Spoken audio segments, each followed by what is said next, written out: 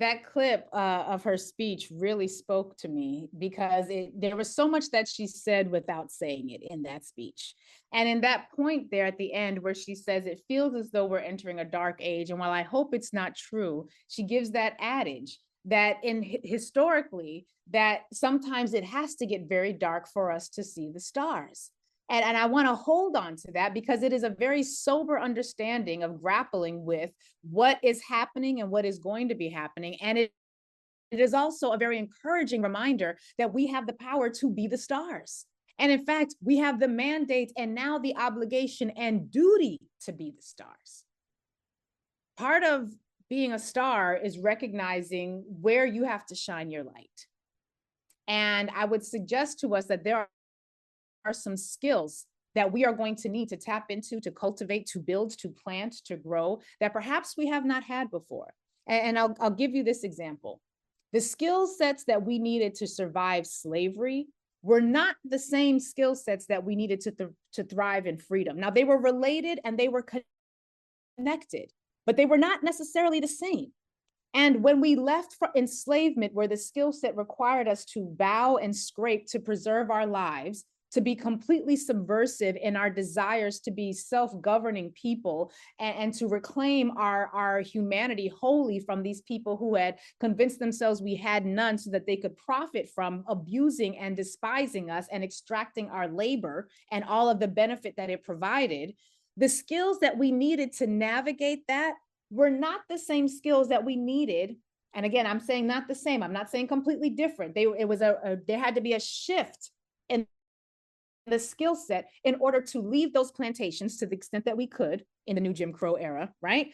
But to leave those plantations and then the lucky of us being able to build towns, those of us who were able to make it out of hostile racist territory in Southern enclaves were then able, those of us who could go off and be the DW girlies to build the free towns, to build spaces, to build community that where we were able to provide for ourselves, where we shifted from the master giving us food to us growing our own in abundance, where we shifted from Missy Ann giving us access to clothing and we're able to grow the fibers that we needed to build our own and to create our own sewing and tailoring shops and our own transportation systems when we couldn't use white ones, and our own school buildings when we couldn't attend theirs, well, or didn't want to. Like, all of those skills were not the same skills that we mastered during enslavement. It was a different skill set in order to navigate the era after enslavement.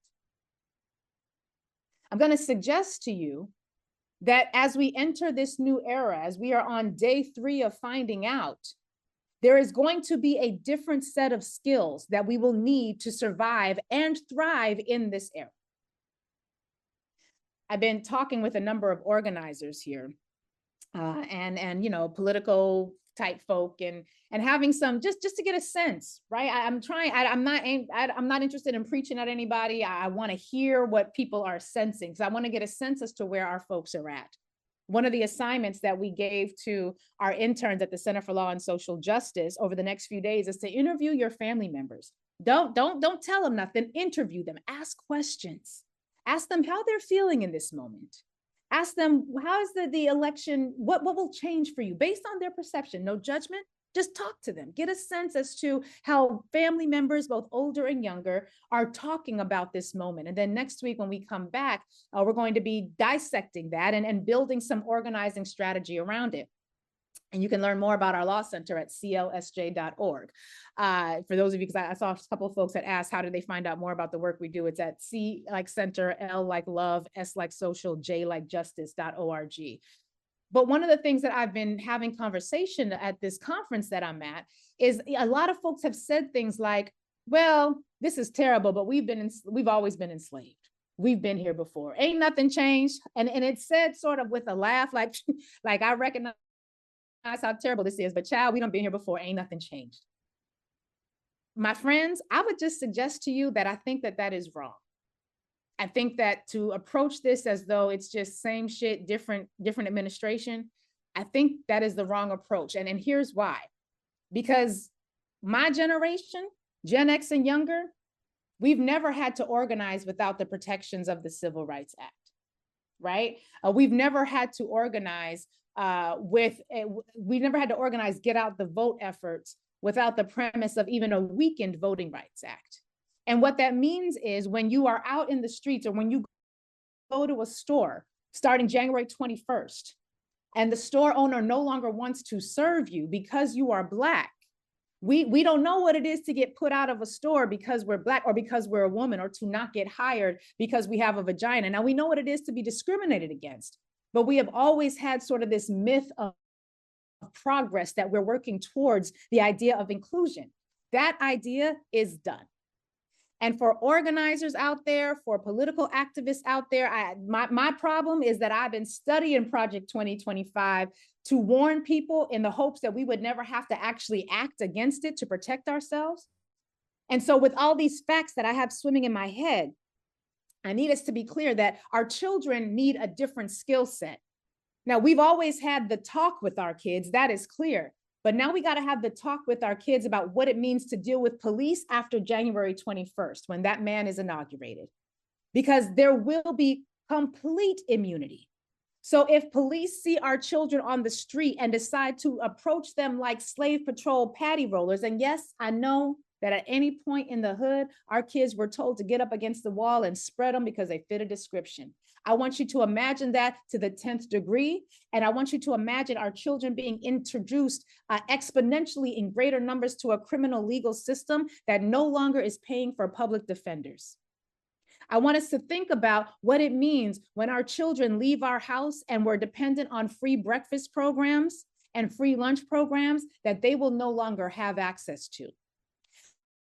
I want us to think about what it means as organizers, as planners, as people with resources and access to power. Because if you're listening to me, you are someone who has resources and access to power. How do I know? You're paying for radio.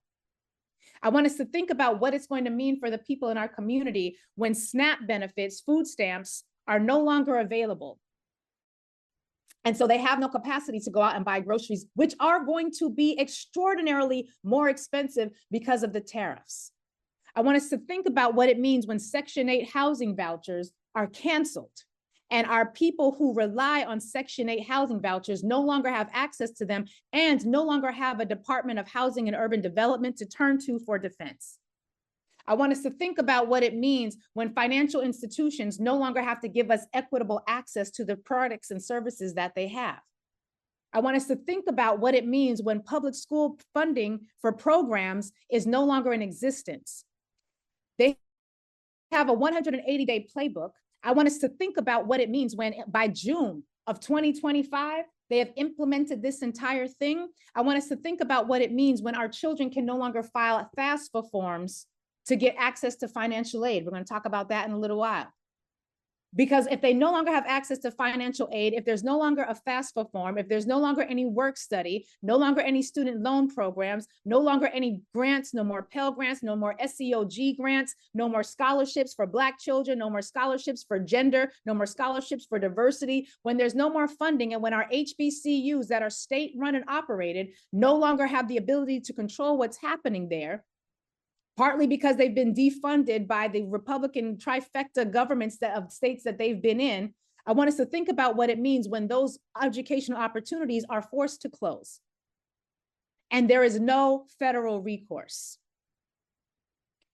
I want us to think about these things because if we think about them and prepare for them, we can navigate this.